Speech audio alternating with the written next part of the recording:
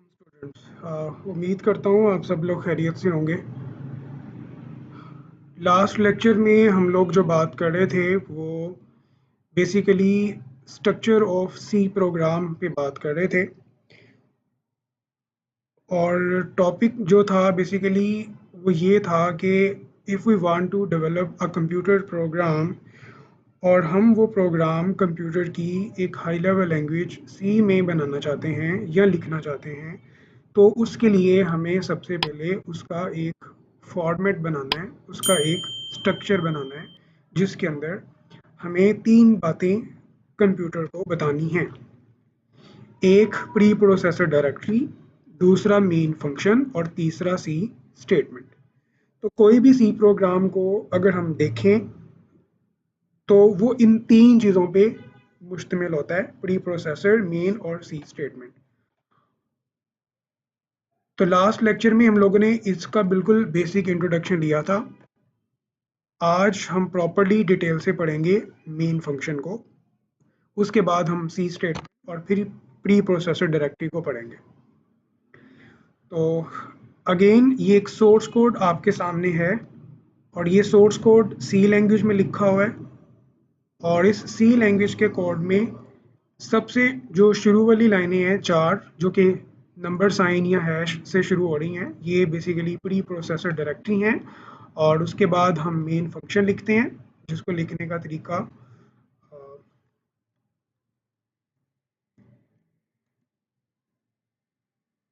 जिसको 2 तरीकों से लिखा जाता है, और आमतौर पे मेन फंक्शन को प्री प्रोसेसर डायरेक्टरी के बाद में लिखा जाता है, और इसकी बॉडी के अंदर हम सोर्स कोड यानी कि सी स्टेटमेंट को लिखते हैं। तो मेन फंक्शन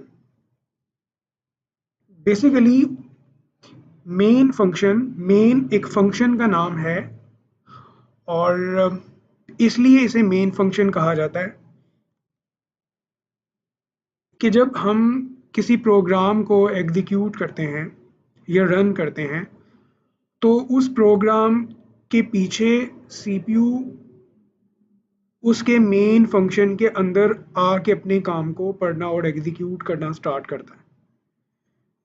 सपोज हमारा जो एक सिंपल ये एक एप्लीकेशन है कैलकुलेटर, ये बेसिकली एग्जीक्यूटेबल फाइल है, और एग्जीक्यूटेबल फाइल को हम लोगों ने देखा था steps to create a C program में। और ये एग्जीक्यूटेबल प्रोग्राम मेरी इस मशीन में इंस्टॉल है, और मुझे ये फाइल ऑब्वियसली जिस कंपनी या जिस इंजीनियर ने बनाई है उसने अपनी मशीन पे कैलकुलेटर के सोर्स प्रोग्राम को कंपाइल किया था, फिर उसने लिंक करने के बाद उसकी एग्जीक्यूटेबल फाइल जो थी वो बनाई थी, और वो एग्जीक्यूटेबल फाइल मेरे पास आई किसी भी तरीके से, और मैंने इस मशीन के अंदर उसको कॉन्फ़िगर कर दिया। और जब मैं इसके ऊपर रन करूँगा इसको, या डबल क्लिक करूँगा या ओपन करूँगा, तो अब ये देखें जब मैं इसको ऐप को ओपन करता हूँ, तो अब हुआ ये है कि ये लोड होकर मेमोरी के अंदर आ गया, और मेमोरी से फिर आगे फैच, डिकोड, एग्जीक्यूट का मामला चल रहा है। तो बेसिकली ये जो आप ऐप देख रहे हैं,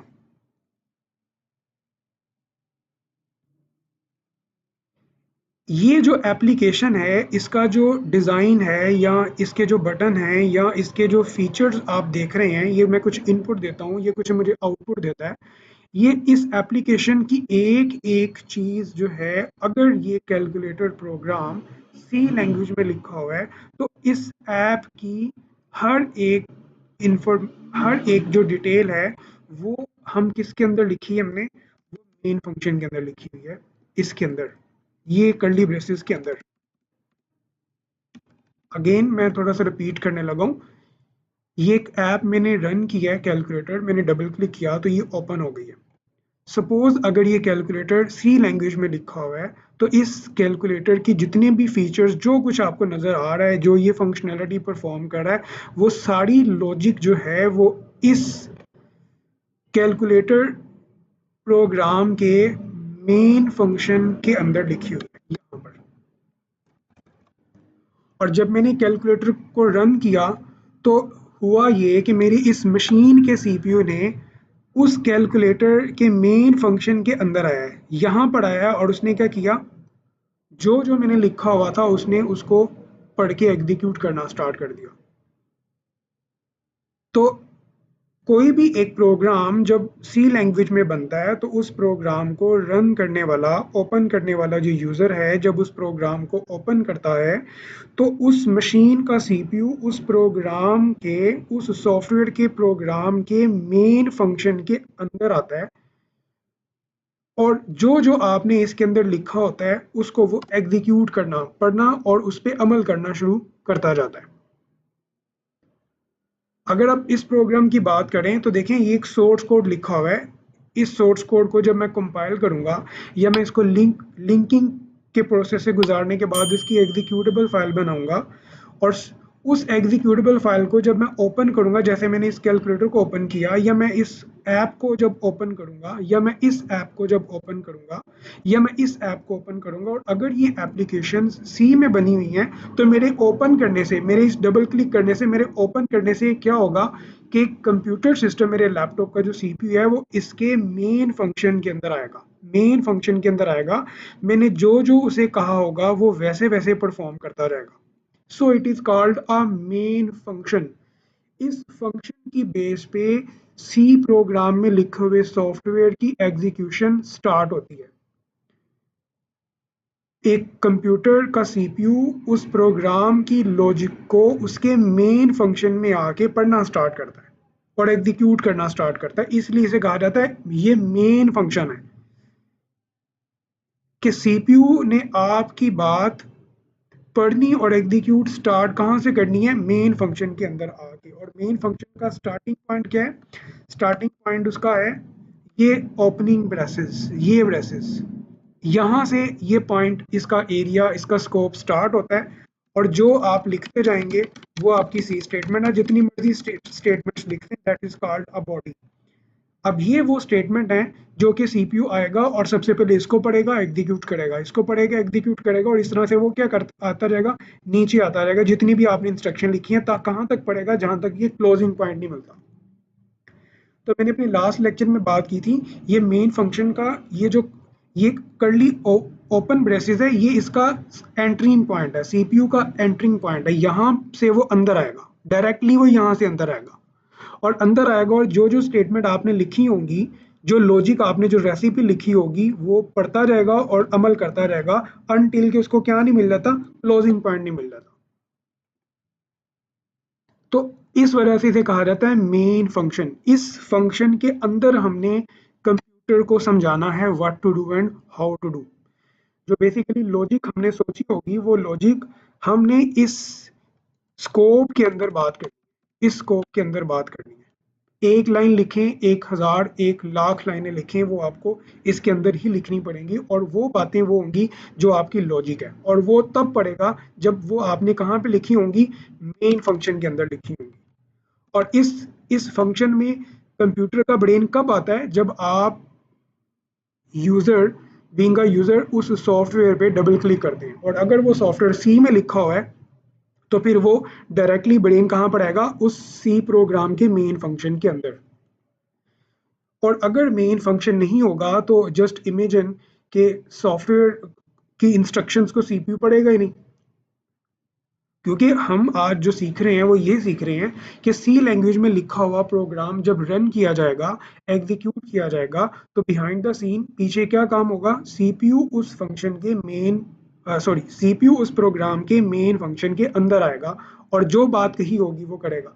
तो सीपीयू कहता है कि सी लैंग्वेज में मैं तुम्हारी बात को तब सुनूंगा जब तुम, जो भी तुमने बात करनी है वो तुमने मेन फंक्शन के अंदर करनी है, क्योंकि मैंने आना ही मेन फंक्शन के अंदर है जब किसी प्रोग्राम को डबल क्लिक किया जाएगा या रन किया जाएगा। सो इसलिए तो ये एक स्ट्रक्चर का पार्ट है, pre processor, directory, main function और सी स्टेटमेंट। तीनों का होना जरूरी है, तीनों में से कोई एक नहीं है तो आपका प्रोग्राम कंप्लीट नहीं है। तो मेन फंक्शन की इंपॉर्टेंस क्या है, आई होप आपने इसको अंडरस्टैंड किया होगा। और मैंने लास्ट लेक्चर में आपको कहा था कि आप अगर अपनी बुक्स के आगे की एग्जांपल्स को देखें तो उन सभी एग्जांपल्स में आपको प्री प्रोसेसर डायरेक्टरी भी नजर आएंगी, उसमें मेन फंक्शन भी नजर आएगा और उस मेन फंक्शन के अंदर एक्चुअली बात है जो कि उस इंजीनियर ने अपनी लॉजिक जो उसने डिलीवर्ड करनी थी टू द सीपीयू, वो उसने इसके अंदर बात की है। आई होप आपको बेसिक आइडिया हो गया होगा मेन फंक्शन पे। तो अब मैं आपकी बुक को ओपन करता हूँ, कुछ स्कैन किए मैंने पेजेस, तो इस यहाँ से मैं रीड करता हूँ और कोशिश करता हूँ एक्सप्लेन करने की। और अगर कोई आपका पॉइंट हो तो आप काइंडली उसको पॉइंट आउट कर लें पेज पे, ताकि हम लोग लाइव डिस्कशन क्लास के अंदर उसको सॉर्ट आउट करने की कोशिश कर सकें। तो ये पेज नंबर 180 है आपकी बुक का, और टॉपिक है explain the main function used in a C program. C program के अंदर मेन फंक्शन के इस्तेमाल को जरा हम लोगों ने एक्सप्लेन करना। सो यहाँ पर देखें, इसने सिंटैक्स भी दिया हुआ है। सिंटैक्स से मुराद है कि मेन फंक्शन को सी लैंग्वेज में लिखने का तरीका। मैंने अभी जो आपको बात समझाई थी वो समझाई थी कि मेन फंक्शन का रोल क्या है, what is the definition of a main function. तो कॉन्सेप्ट सी लैंग्वेज के अंदर मेन फंक्शन का क्या था वो मैंने एक्सप्लेन किया। अब सिंटैक्स से मुराद ये है कि उस मेन फंक्शन को उस जुबान में लिखने का तरीकाकार क्या होगा, ताकि सीपीयू को भी वो बात समझाई जा सके। तो the main function is the place where the execution of a C program starts. ये मैं बात कर चुका हूँ। When the program is executed, जैसा कि मैंने कैलकुलेटर पे डबल क्लिक किया था, तो मैंने बेसिकली उसको एग्जीक्यूट किया था। और जब मैंने एग्जीक्यूट किया था और सपोज वो कैलकुलेटर सी लैंग्वेज में लिखा हुआ है, तो मेरा लैपटॉप का सीपीयू या आपके कंप्यूटर का जो सीपीयू है वो उस कैलकुलेटर के प्रोग्राम के मेन फंक्शन के अंदर आएगा और जो आपने लिखा होगा वो करता जाएगा। द कंट्रोल एंटर्स, कंट्रोल से मुराद CPU, the control enters into the main function and starts the execution its statement। और जो मेन फंक्शन में आपने बात की होगी उसको वो पढ़ेगा और एग्जीक्यूट कर देगा, उसको वो पढ़ेगा एग्जीक्यूट कर देगा। जो आपने कहा उसने अमल कर दिया, जो आपने कहा उसने पढ़ के अमल कर दिया। और इस तरह से ये करता जाएगा कहाँ तक, जब तक कि उसको उसका क्लोजिंग क्लोजिंग पॉइंट नहीं मिल जाता। Each program must contain a main function, मतलब कि आपके प्रोग्राम के अंदर सी लैंग्वेज में प्रोग्राम है तो वो तब पढ़ेगा जब उसमें मेन नाम का एक फंक्शन होगा। अगर मेन फंक्शन नहीं होगा, तो हमने अभी पढ़ा है कि सीपीयू आते ही मेन फंक्शन के अंदर है। जब मेन फंक्शन ही नहीं होगा,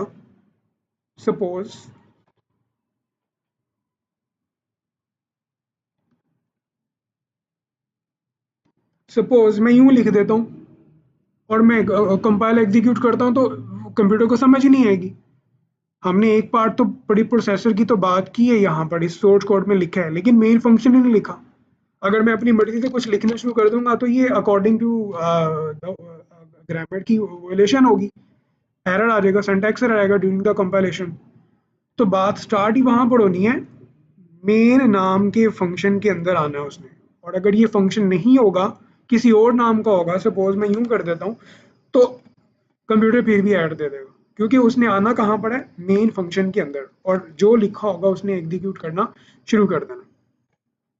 If a program does not contain a function, it cannot be compiled but cannot be executed। Execute के लिए जाहिर है कि उसने स्टेटमेंट लिखी होंगी तो वो पढ़ेगा ना। तो स्टेटमेंट उसने तब पढ़नी है जब आपने मेन फंक्शन के अंदर लिखना है उसको। अगर उसके अंदर नहीं लिखेंगे या उस नाम का फंक्शन आप नहीं लिखेंगे सोर्स कोड में, तो वो फिर एग्जीक्यूट क्या करेगा, कुछ भी नहीं करेगा। Any number of statement can be return in the body of the main function. ये बॉडी के बारे में मैंने लास्ट लेक्चर में बात की थी। ये जो कर्ली ब्रेसेस है ना, ये कर्ली ब्रेसेस ये बॉडी है इसकी, जैसे कि लिखा भी हुआ है इसने। और अगर मैं इसकी बात करूं तो ये इसकी बॉडी है, ये इसकी बॉडी है। इसके अंदर आप एक स्टेटमेंट लिख लें, दो स्टेटमेंट लिख लें, तीन लिख लें, हजार लिख लें, डिपेंड करता है कि आपने कितनी बात करनी है। जो भी बात करनी है वो आपने इसके अंदर करनी है। जैसा कि ये एक एग्जांपल आपके सामने है, इसके मेन फंक्शन ये बॉडी है इसकी। इस बॉडी के अंदर मैंने उसे कुछ लॉजिक बताई हुई है, what to do and how to do. तो किसी भी तादाद की स्टेटमेंट आ सकती हैं, जैसा कि स्टेटमेंट नंबर 1 है, स्टेटमेंट नंबर 2 है, 3 है, 4 है। इट्स डिपेंड कि आपकी लॉजिक कितनी है। The body is enclosed in a braces, मतलब कि जो बॉडी होती है प्रोग्राम की, बॉडी से मुराद प्रोग्राम की लॉजिक, सॉफ्टवेयर की लॉजिक। सॉफ्टवेयर करेगा क्या, वो सॉफ्टवेयर क्या करेगा, वो सॉफ्टवेयर की लॉजिक उस प्रोग्राम के मेन फंक्शन के अंदर लिखनी है। और उसकी लिमिट क्या है, स्कोप क्या है, ये curly braces, opening and closing इसके अंदर। और लिखने का तरीका दो तरीकों से आप इसको लिख सकते हैं, जैसा कि मैंने कल भी बताया था आपको कि फर्स्ट मेथड इज कि आप लिखें स्मॉल लेटर में void, VOID void space MAIN main, small letter में लिखना है आपने, कैपिटल में नहीं लिखना, या इनमें से किसी एक लेटर को भी कैपिटल में नहीं लिखना आपने। ठीक है, उसकी वजह क्या है कि सी लैंग्वेज एक केस सेंसिटिव लैंग्वेज है, और केस सेंसिटिविटी इसकी वजह है जिसकी वजह से वो स्मॉल m और कैपिटल M में डिफरेंस करता है। उसके बाद आपने ये ब्रैकेट को ओपन करना है और इसके अंदर आपने वॉइड लिखना है। ब्रैकेट को क्लोज करने के बाद कर्ली ब्रेसेस को आपने ओपन करना है और क्लोज करना है। एक तो ये तरीका कार है लिखने का मेन फंक्शन को, और जो बात करनी है वो आपने इसके अंदर करनी है। दूसरा तरीका है कि आप वॉइड ना लिखें, जगह खाली छोड़ दें आप, और उसके बाद आप मेन का लफ्ज़ इस्तेमाल करें, लिखें स्मॉल लेटर में, और ओपन क्लोज इसके अंदर भी आप खाली छोड़ दें जगह, और ओपन क्लोजिंग कर्ली ब्रेसेस लगा दें, और जो भी बात करनी है इसके अंदर कर लें। इस तरह से लिख लें या इस तरह से लिख लें, कोई प्रॉब्लम नहीं है, दोनों तरीक़ों से कंप्यूटर अंडरस्टैंड कर लेता है।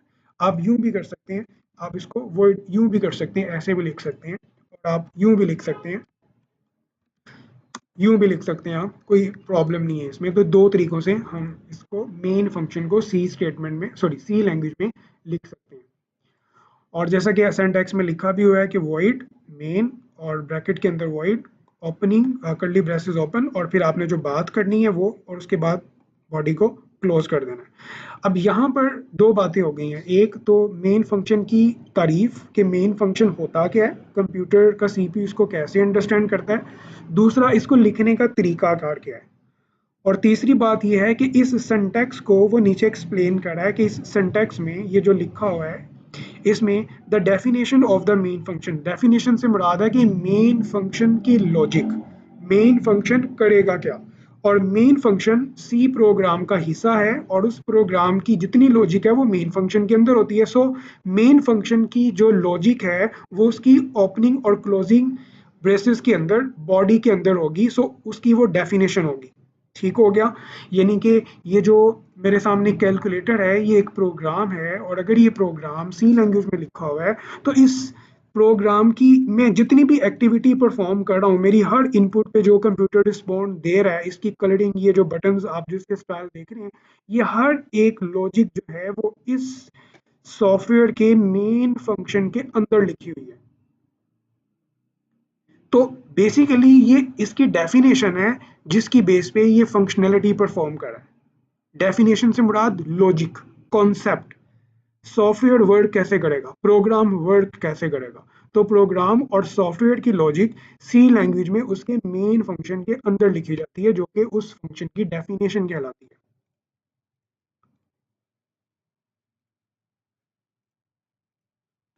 The definition of the main function start with the keyword, keyword से मुराद मखसूस लफ्ज़। जैसा कि इंग्लिश ज़ुबान है ना, तो इंग्लिश ज़ुबान के मखसूस लफ्ज़ कौन से, इज़, एम, आर, इनका मतलब अंग्रेज़ी ज़ुबान के अंदर फिक्स है, इनका मतलब इंग्लिश में चेंज नहीं किया जाता। इसी तरह सी लैंग्वेज के भी कुछ मखसूस लफ्ज़ हैं जिनका मतलब सी लैंग्वेज के अंदर फिक्स है, उनको किसी और मकसद के लिए इस्तेमाल नहीं कर सकते, उन्हें कीवर्ड्स कहा जाता है। ये नेक्स्ट चैप्टर में हम लोग इनको देखेंगे। तो वो कह रहा है कि मेन फंक्शन जो है वो कहाँ से स्टार्ट किया जाता है, वॉइड के लफ्ज से। वॉइड एक कीवर्ड है, और आप इस वॉइड को कैपिटल लेटर में नहीं लिख सकते, या इसमें से वी हो गया या कोई एक लेटर कैपिटल में नहीं लिख सकते। अगर आप लिखेंगे तो वो सिंटैक्स एरर आ जाएगा। It indicate the type of the value that is return by a function. ये हम लास्ट चैप्टर में जरा इस पर बात करेंगे। फिलहाल जो बात आपको समझानी है वो ये है कि आप फिर यहाँ पर वॉइड लिख सकते हैं। अगर आप वॉइड नहीं लिखते तो फिर आप इसको खाली छोड़ दें। बाकी जो डिटेल है वो लास्ट चैप्टर में हम लोग देखेंगे, जो कि हमारा फंक्शंस का होगा। Keyword word is a parenthesis indicate the simple.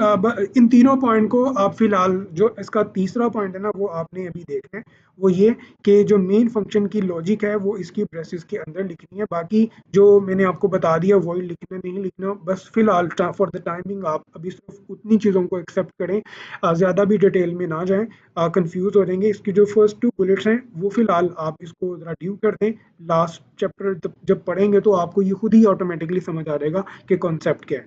अभी जो मेन बात थी आज के लेक्चर में, बेसिकली हम लोगों ने देखा कि मेन फंक्शन होता क्या है, उसको लिखने का तरीका कार क्या है। इन तीनों बुलेट्स में आपने सिर्फ तीसरी बुलेट्स को रीड आउट करना है, दो फर्स्ट 2 बुलेट्स को भी इसको डिस्कस नहीं करना।